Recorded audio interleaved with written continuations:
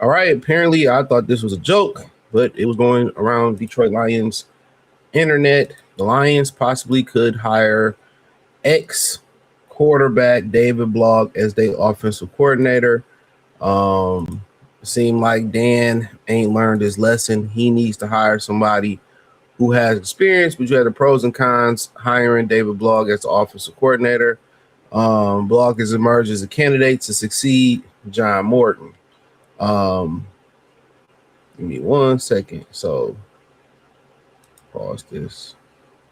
This is Detroit Lions search for the next offensive coordinator has produced a relatively surprising name, David Blough.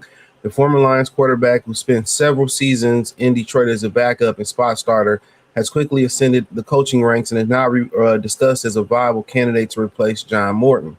Morton, who was stripped of his play calling duties midway through the 2025 campaign, was fired by Detroit Tuesday after spending one season as the team's offensive coordinator.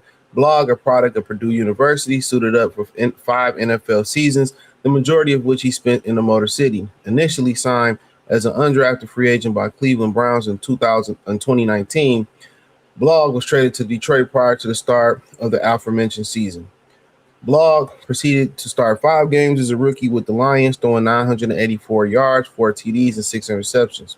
Detroit did not win a single one of his 5 starts. He also suited up for a game with the Lions in East 2020 and 2021, the COVID year, prior to rejoining the organization as a member of his practice squad in 2023. Blough certainly gained the admiration of Detroit head man Dan Campbell during his time in Motown too. Quote, "He's extremely smart," Campbell said of Blough back in 2021. "He knows where to go with the football. I love his timing. He knows how to command the huddle. He communicates well.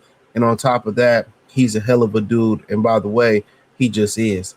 Blough also started 2 games in Arizona, 2022, completing 38 of 58 passes, 2 touchdowns, 2 interceptions.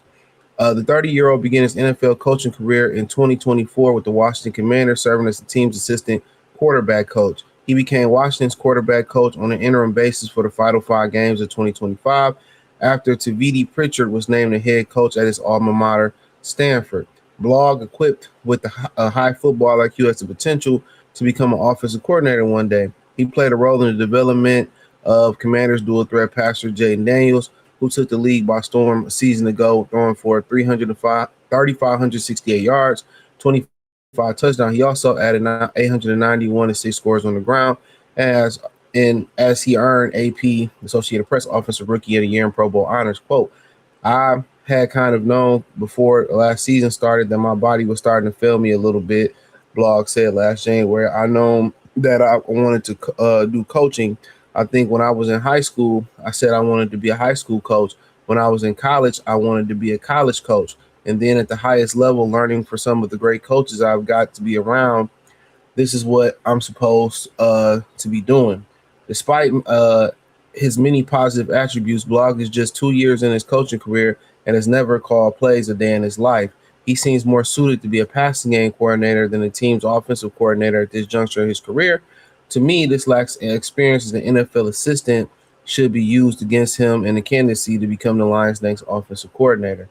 And if he were hired to be Morton's successor, there's already speculation that Campbell will retain his play calling responsibilities. That right there is another reason why Blough should not strongly be considered for the OC vacancy. So I'm gonna probably dedicate a particular video to that because we talked about that late Tuesday night when we talked about John Morton getting fired, and Dan Campbell said he hadn't ruled out calling plays. He still may consider, calling the plays. He still may consider calling plays in, next season. So, with that being said, and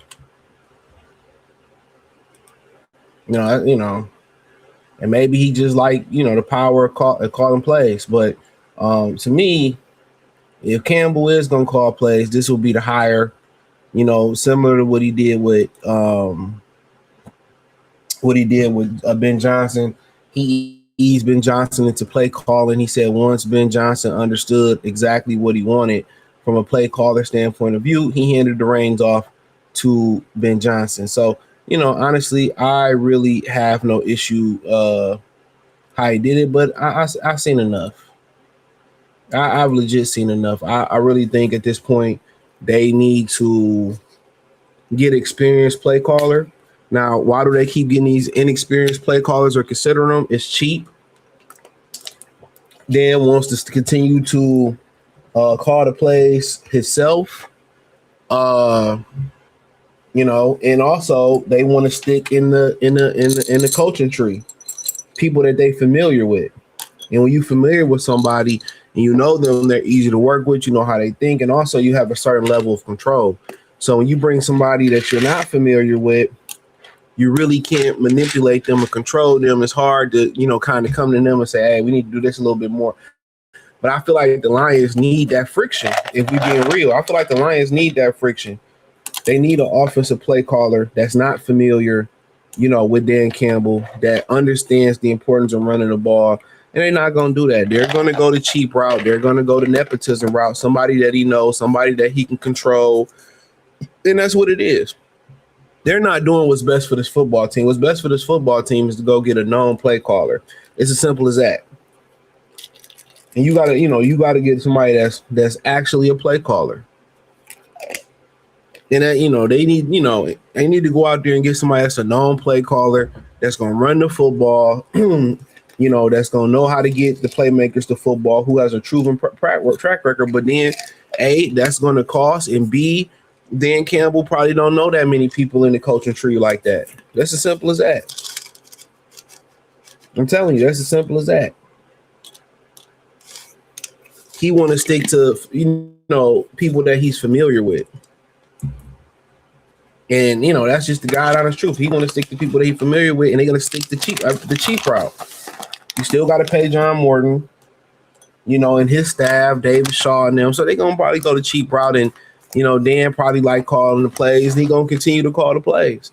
And, he get better calling the plays. But the problem with him calling the plays is he still didn't find a way to run the football consistently, or even stick to the run. Once it failed, he got away from it. So, the Lions window might be closed just by some of the decisions making that Dan Campbell not only makes on the field, in a lot of people's opinion, but some of the decision making he's making on, off the field with these coaching staffs. Is it due to, finances? Is it due to